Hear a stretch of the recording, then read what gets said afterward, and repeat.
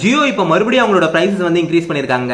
Almost 12 to 18% வரைக்கும் increase பண்ணிருக்காங்க. இது உண்மையிலேயே ஒரு மோசமான விஷயம். இதுக்கு ரெண்டு முக்கியமான காரணங்கள் சொல்லப்படுது. அது என்னென்ன அப்படின்னு சொல்லி இந்த வீடியோல நம்ம பார்த்துடலாம். முதல் காரணம் என்னன்னு கேட்டீங்கன்னா, ட்ராய் கொண்டு வந்து ஒரு புது regulation. TRAI telecom regulatory authority of India, இவங்க தான் நம்மளோட டெலிகாம் செக்டர் மொத்தமா மானிட்டர் பண்றதா இருக்கட்டும், இல்ல ரெகுலேட் பண்றதா இருக்கட்டும், இந்த விஷயங்கள்லாம் பார்த்துட்டு இருக்காங்க. இவங்க ஒரு புது ரெகுலேஷன் கொண்டு வந்திருக்காங்க. என்னன்னா, நம்ம நாட்டில் இருக்க ஒரு ஸ்பெசிபிக் செட் ஆஃப் யூசர்ஸ்க்காக ஸ்பெஷலா ஒரு பிளான் கொண்டு வரணும் அப்படின்னு சொல்லி டெலிகாம் செக்டர்ஸ்க்கு வந்து டெலிகாம் இண்டஸ்ட்ரியில இருக்க கம்பெனிஸ்க்கு ஒரு ஆர்டர் போட்டிருக்காங்க. இந்த ஸ்பெசிபிக் செட் ஆஃப் யூசர்ஸ் யாருன்னு கேட்டீங்கன்னா, போன்ல வெறும் கால் பேசுறதுக்கு மட்டுமோ, அப்புறம் வந்து எஸ்எம்எஸ் பண்றதுக்கு மட்டுமோ போனை பயன்படுத்துற மக்கள்.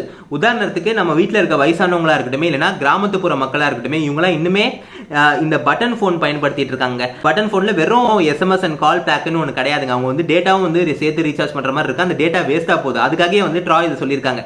இதை கையில எடுத்துக்கிட்டு ஜியோ, அப்புறம் இந்த டெலிகாம்ல இருக்க ஏர்டெல், இல்ல வி, இந்த மாதிரி கம்பெனிஸ்லாம் ஒரு விஷயத்த பண்ணியிருக்காங்க. அது உண்மையிலே ஒரு மோசமான விஷயம். அது என்னன்னு கேட்டீங்கன்னா, ஜியோ வந்து இப்போ என்ன பண்ணியிருக்காங்கன்னா, அவங்களோட ஆல்ரெடி இருக்க பிளான்ஸ், உதாரணத்துக்கு ஜியோ இப்போ ஒரு 479 ரூபீஸ்க்கு ஜியோல 6GB டேட்டா பிளான், அப்புறம் அன்லிமிடெட் கால்ஸ் எஸ்எம்எஸ்லாம் இருக்கு.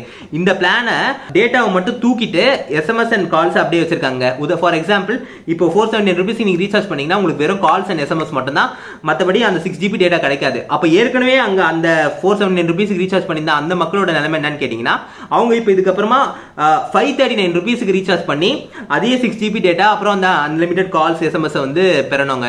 இது உண்மையிலேயே ஒரு மோசமான விஷயங்க. இந்த ட்ராய் கொண்டு வர இந்த ரெகுலேஷன் ஃபாலோ பண்றேன் அப்படின்ற பேர்ல இவங்க என்ன பண்ணிருக்காங்கன்னா, ஆக்சுவலி அவங்க ஏற்கனவே வச்சிருந்த பிளானை அதை அப்படியே கொஞ்சம் ஆல்டர் பண்ணி அதுல இருந்து டேட்டாவை மட்டும் தூக்கிட்டு அந்த பிளானை ஆல்ரெடி பயன்படுத்தி இந்த டேட்டா யூசர்ஸ் இவங்களோட பிரைஸை இன்க்ரீஸ் பண்ணியிருக்காங்க. இது உண்மையிலேயே ஒரு மோசமான விஷயம். ஈவன் ஏர்டெல் என்ன பண்ணிருக்காங்கன்னு கேட்டீங்கன்னா, அவங்களோட 509 அப்புறம் வந்து 1999 பிளான், இந்த ரெண்டு பிளான்ல இருந்து டேட்டாவை தூக்கிட்டு இருக்காங்க. ஸோ இது ரொம்ப ரொம்ப ஒரு மோசமான விஷயம்.